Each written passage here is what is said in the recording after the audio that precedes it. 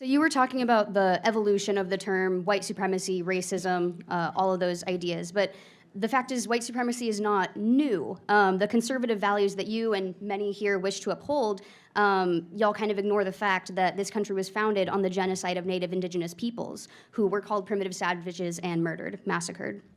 Racism and white supremacy is not a bipartisan issue. It's an American issue and one which we must all come to terms with.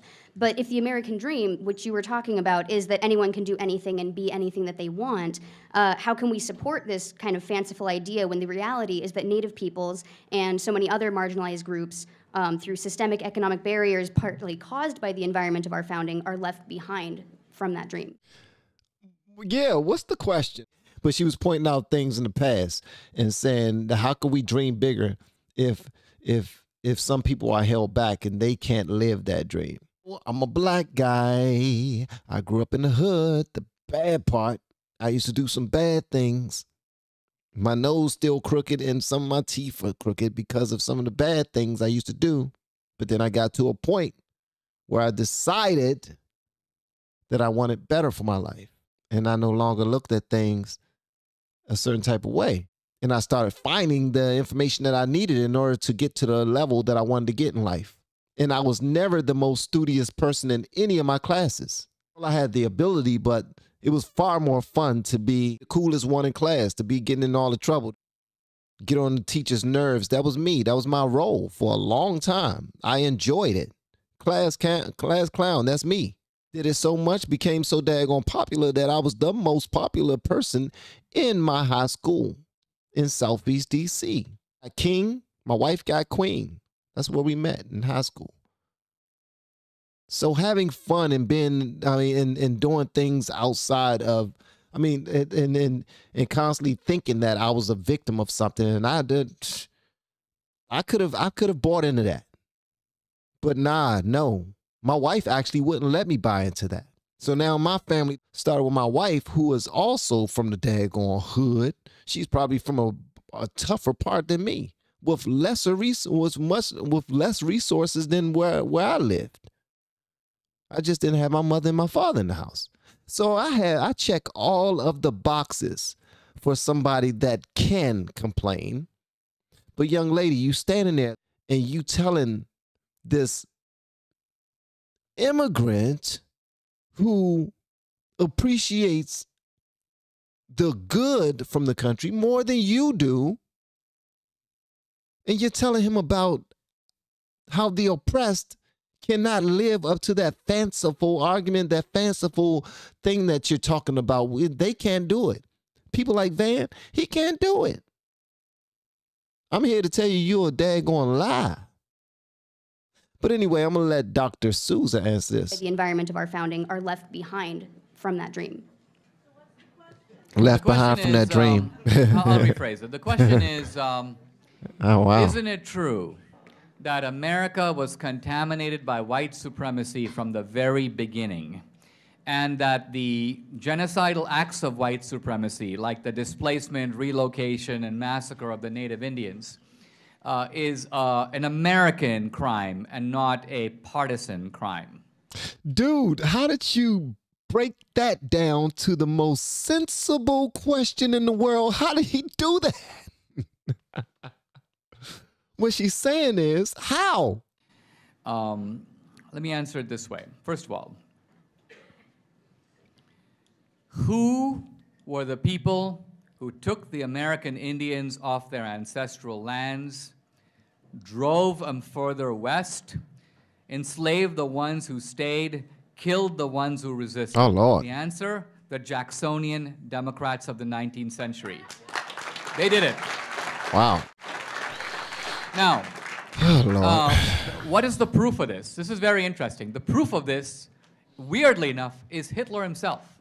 When Hitler was sitting in Landsberg prison, Hitler had a problem, and the problem was that he wanted Germany to be a superpower in the way that Britain and France were, the superpowers of Europe.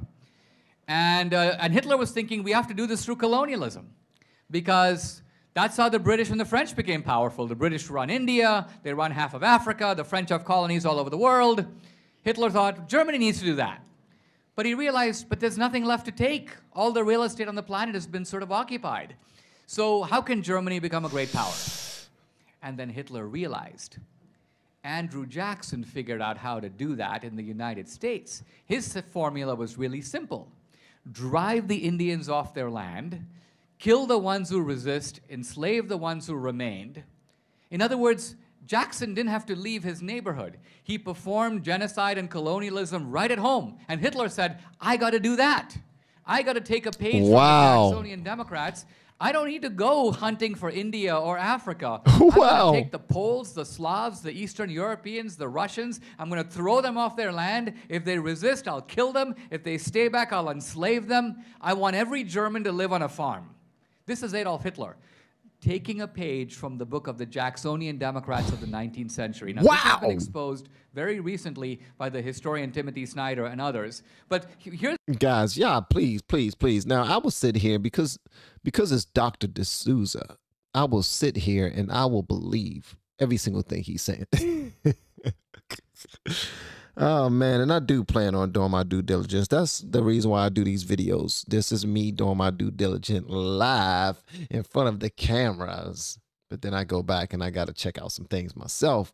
And I'm like, holy words you can't say on the camera, Van. But this dude is... It honestly breaks my heart to hear these things. To think about the party that I believed in. Wow. People who look like me who, wow. Exposed very recently by the historian Timothy Snyder and others. But here's again, Hitler knows something that your textbooks have evidently not taught you, which is that this was a project of the Democratic Party to create white supremacy because Andrew Jackson stole that land. He gave it to settlers in exchange for their votes. He sold it at bargain basement prices. And so white supremacy becomes the foundational ideology of the Democratic Party, not just with regard to blacks, but also with regard to American Indians. Wow. So no, this is not a bipartisan issue. This is not an American tragedy. Remember, we fought a big civil war over issues like this. One bunch of Americans did really bad things. Another bunch of Americans, otherwise called Republicans, stopped them. So... Wow.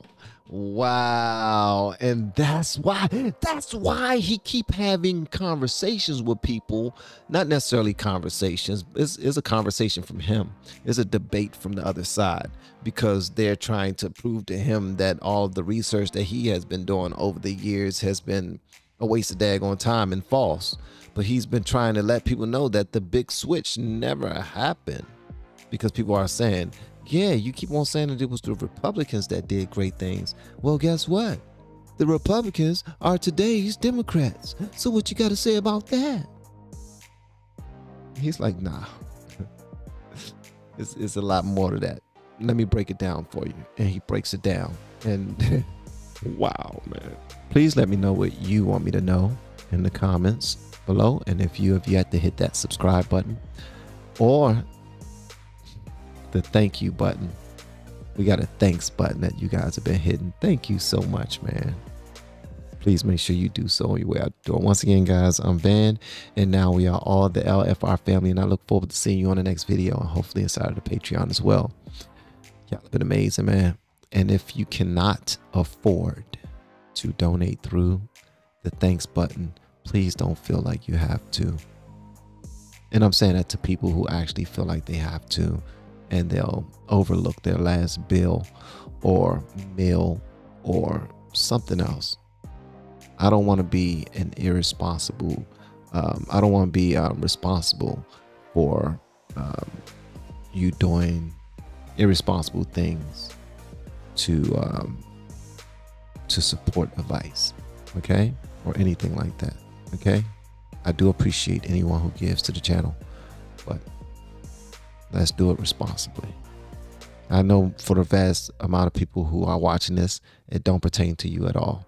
So you don't even have to listen to that part. But for the people that it does resonate with, I love you. Just watch the videos. That's the greatest thing you can do for any channel that you just love to watch. Just watch their videos and it helps immensely. Okay. Love y'all.